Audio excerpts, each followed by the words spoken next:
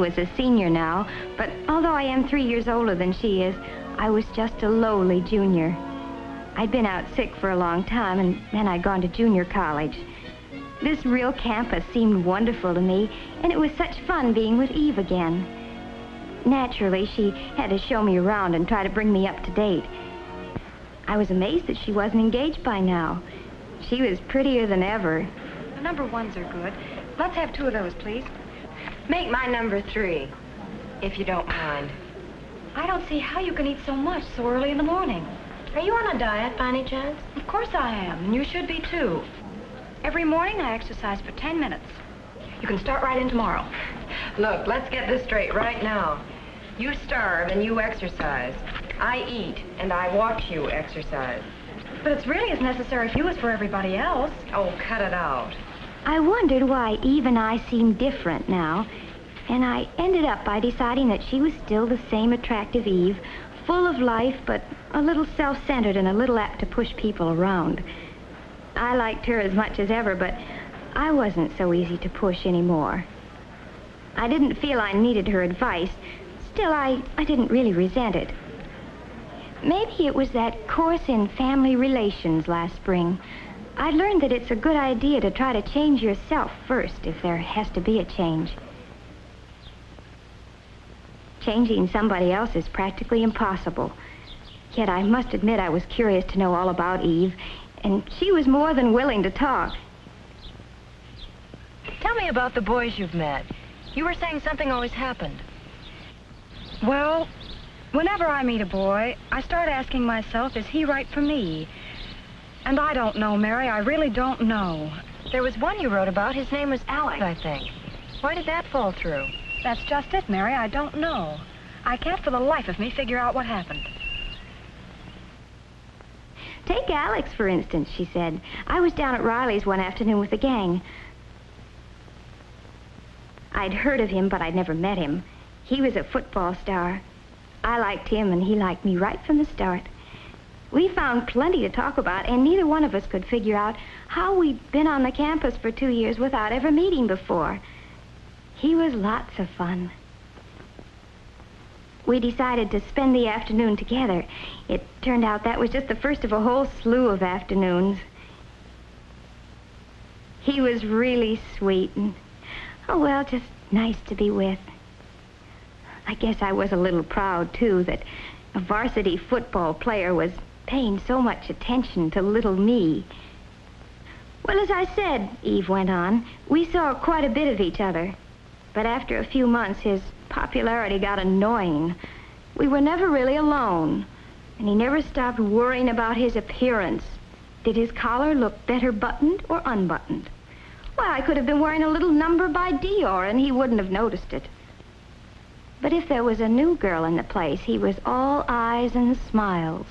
It wouldn't make any difference what she looked like as long as she had some simpering crack to make about how well he had played on Saturday. I began to catch on that those forward passes could be used 2 ways. And finally, I had more than I could stand, and I told him exactly what I thought of him. He didn't take it as well as he took compliments. Said I didn't appreciate the importance of his career. Career, indeed. Who ever heard of a wolf with a career? And then there was Arthur. Arthur was different. Awfully nice, but awfully different. The gang called him the Brain because he was such a whiz at math. And he was always ready to help a friend.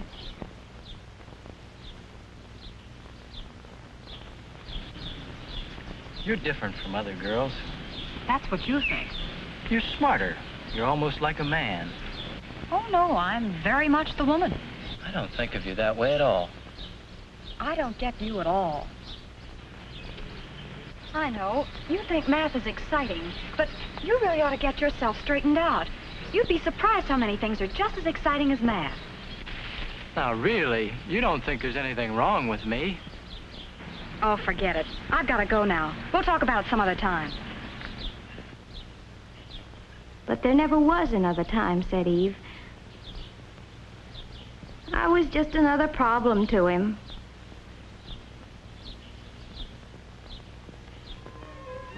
And then there was Steve. Steve was Eve's boyfriend for a whole spring term. He was cute, she said, and really romantic. He had his own workshop where he made boats and things. Eve used to come by to pick him up after her classes were over. Come on, Steve, they're waiting for you. Oh, I don't know, Eve. Why can't we just hang around here for a while today? You can help me paint and we can listen to some good music. It'll be fun. Is that your idea of fun? I want to be with people. Oh, What's wrong with that, Steve? nothing. Oh, come on, you'll have a good time. Hurry up and get on your shorts. He never wanted to leave that old carpenter's shop. I tried to get him out once in a while, really I did. You know, Eve, you can't make a man over like you do a room. But, Mary, don't you see what Steve needs? Is not you, but somebody else. You know what? I bet you'd like him. Say, that's a terrific idea.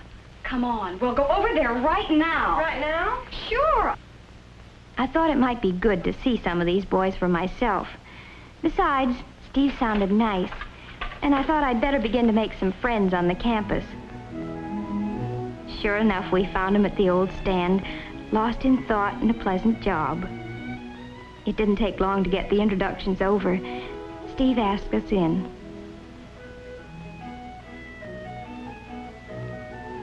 It seemed like a nice place with a real atmosphere of its own, but evidently not one that Eve liked especially. But Eve is like that, jumpy, full of energy. She never could sit still for long.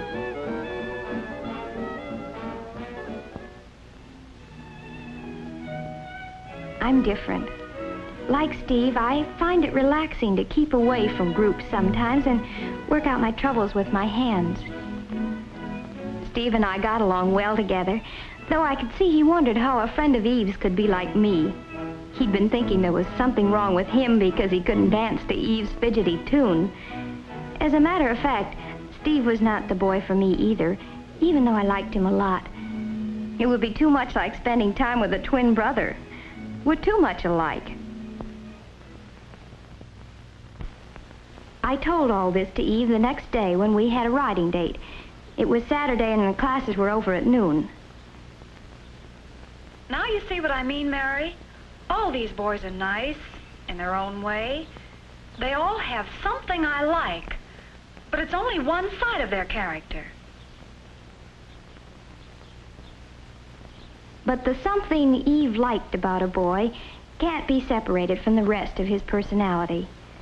I couldn't make her understand that, but I did stick my neck out a little way. I think it would do you a lot of good to meet someone you can't push around. You mean someone who pushes me around? No, I don't. I mean someone who's not afraid of you. That's just like John. He thinks he's tough. I can't stand the sight of him. You're sure about that, Eve? Well, here's what happened last week.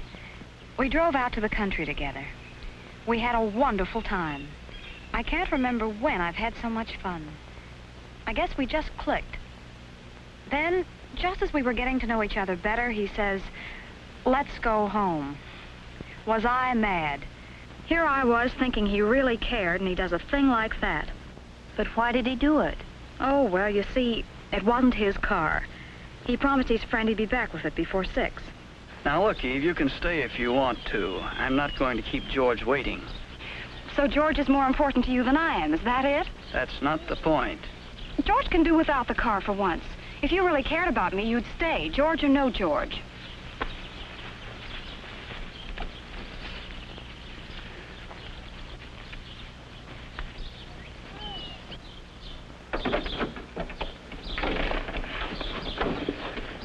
You wouldn't want me to break a promise, would you? Why not? Well, I won't. I'm not going to let George down, even for you. You'll start sprouting wings if you don't watch out. Move over, boss. You're so inconsiderate. Look who's talking. Why, someone ought to take you across his knee and give you a good spanking. Might make you more human. Maybe you're the one to do it. Maybe, but I doubt it.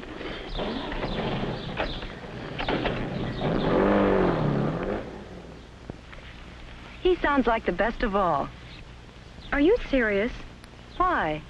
You know you were wrong. How do you make that out? Well, just think about it for a second.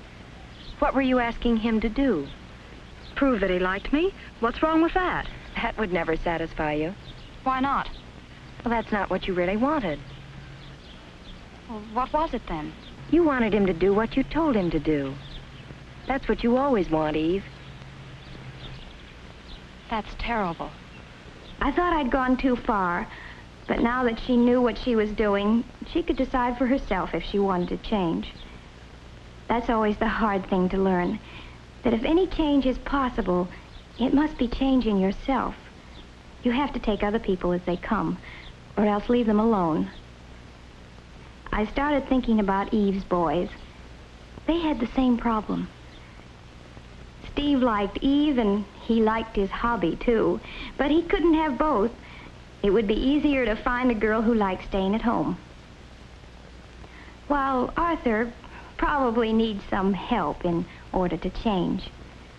Alex had already solved his problem. A girl who isn't always competing with him for first place. She's not as attractive as Eve, but she thinks it's wonderful that he's so wonderful. She's right for him. And John? Well, boy meets girl, boy loses girl.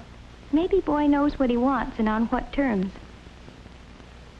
This girl doesn't know yet, but she's doing her best to find out. Every little experience, even the unpleasant ones, helps me know a little more about myself. And that's the first step. There are some things about me that I can't change. And those are the things that some man will have to live with for the rest of his life. So I'll pick him with those things in mind. I hope he'll do the same for me. We'll have to stay friends for a long, long time.